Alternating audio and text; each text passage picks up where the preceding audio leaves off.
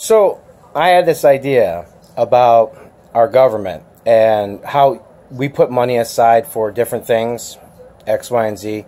Perhaps we don't look at all the good things, like the fact that sometimes law enforcement officers die in the line of duty. And I think that's unfortunate because it makes it difficult for new law enforcement officers that are good to be recruited.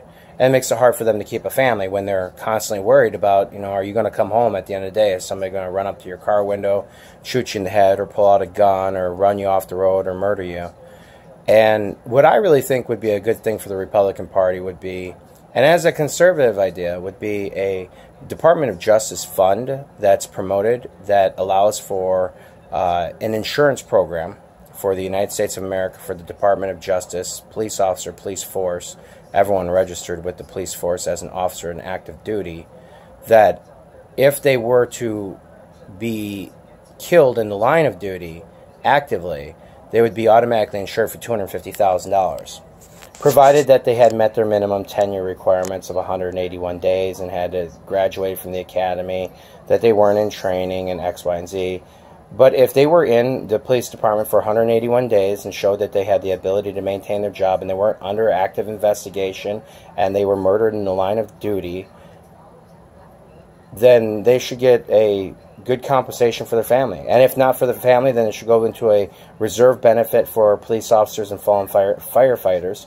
And we should also think about that for volunteer firefighters, because nobody gives volunteer firefighters a compensation either, and they're a volunteer. Yet if they go into the house and the floor breaks out and they land in the basement, the house collapses on them and they die, there's nothing for their family. So maybe like $250,000 put aside for police officers that are lost in the line of duty, and maybe $100,000 for volunteer firefighters that are lost in the line of duty, provided that the example is shown that they are actually lost in line of duty. If you really honestly think about it, I think we don't have that many officers lost in the line of duty. It's probably under 100 a year, which is still high, yet it's not that high. If you were to fund that fully through the federal government, even at 100 officers a year, you'd be looking at, what was that, 250,000, 4 on over, that's 2.5 million. So you're looking at $25 million, is that right?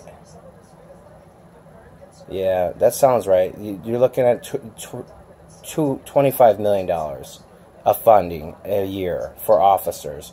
And it would allow us to recruit better officers and then volunteer firefighters. They're in the line of duty. It's a job. It's not like they're out there part of a military. They're not waking up in the morning doing boot camp drills. They're not getting prepared to jump out. Sometimes people go crazy. They get on drugs. They walk past an establishment, open fire, all sorts of stuff. So if I was the president, and I'm not because I'm a felon, so I'm not allowed to be anybody of a candidacy for the United States of America because I'm not good enough, that's what I would propose.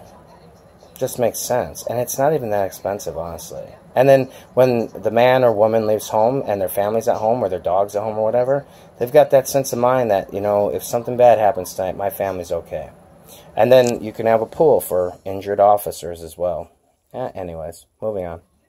God bless God.